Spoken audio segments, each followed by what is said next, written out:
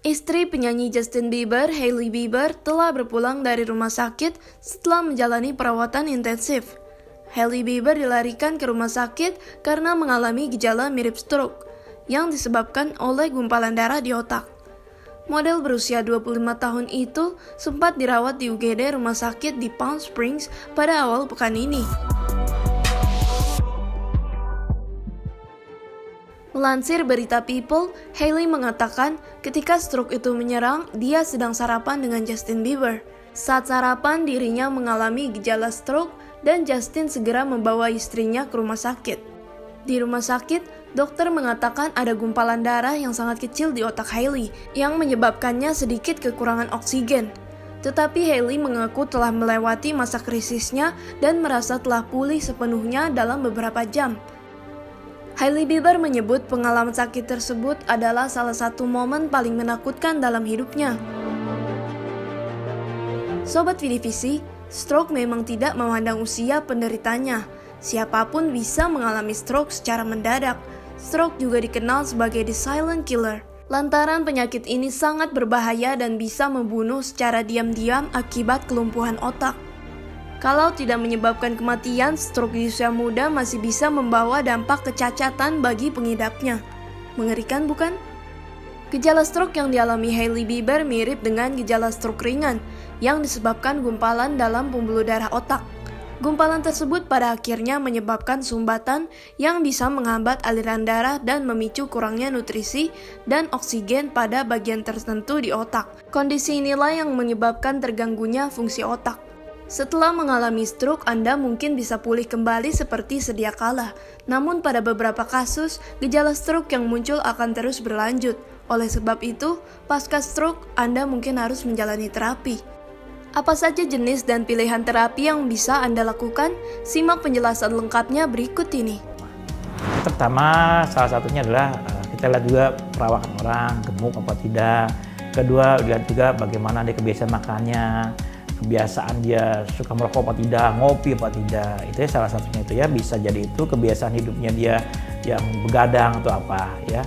Nah, tapi kalau ada gejala namanya stroke, itu kan biasanya terganggunya kan sebelah. Misal kalau gangguan di otak kanan tersumbat, berarti anggota kiri yang terganggu. Kalau gangguannya di kiri, berarti otak kanan yang terganggu. Tapi kalau sumbat di sini, ya gampangnya gampang lupa. Kalau sumbat di belakang, dia gelap. Kalau sumbat di batang otak, cegukan. Jadi syarat batang otak itu menggerakkan supaya makan dan minum jangan masuk ke paru tapi masuknya ke lambung. Nah itu kita lihat juga kalau orang-orang tua bisa hati-hati, bukan semutan tiba-tiba itu coba gelap. Nah, orang anggap itu stroke apa, stroke ringan. Nah, itu disebutnya bukan stroke ringan, itu disebutnya kalau di bawah 24 jam itu bukan namanya stroke, tapi namanya TIA. TIA itu Transient Ischemic Attack, penyerangan yang mendadak nanti setelah sejam dia normal lagi. Itu jangan dianggap enteng. Karena itu sebagai tanda, karena cabang pembuluh darah kan banyak, mungkin cabang ini sudah 100% tersumbat, tapi ada cabang yang lain baru 80%, nanti bisa jadi 100%. Nah ini bisa jadi 100% juga. Jadi cepat-cepatlah ke dokter spesialis saraf di Rumah Sakit Omni Hospital Pekayon. Bisa, itu kemungkinan bisa berulang lagi, recurrent bisa. Stroke yang tersumbat juga bisa recurrent juga, karena pembuluh darah banyak cabang-cabangnya. Mungkin satu ini baru tersumbat 100%, yang ini 80%, nanti siapa tahu dia bisa jadi 100%. Pecah pembuluh darah juga, karena pembuluh darahnya bisa bervariasi. Kalau ini ada yang 2 lapis, yang ini cuma 3 lapis, yang sana 2 lapis tidak. Gitu. Biasanya kalau dari ini 2 lapis, ini hati-hati yang ini pembuluh darah yang cabang lain, sebaiknya dia jangan terlalu berat kerjanya dan seringlah kontrol ke dokter saraf untuk dilihat TCD-nya, pemeriksaan transcranial Doppler, yang keduanya kita pemeriksaan MRI yang lebih bagus ya. Kalau MRI lebih lihat pembuluh darahnya lebih kelihatan jelasnya, atau kita pemeriksaan angiografi. Angio itu pembuluh darah, grafi itu lewat kita foto pakai ronsen, kita lihat jalurnya mana yang ada penyempitan, jalur mana yang akan terjadi lagi pecah pembuluh darahnya.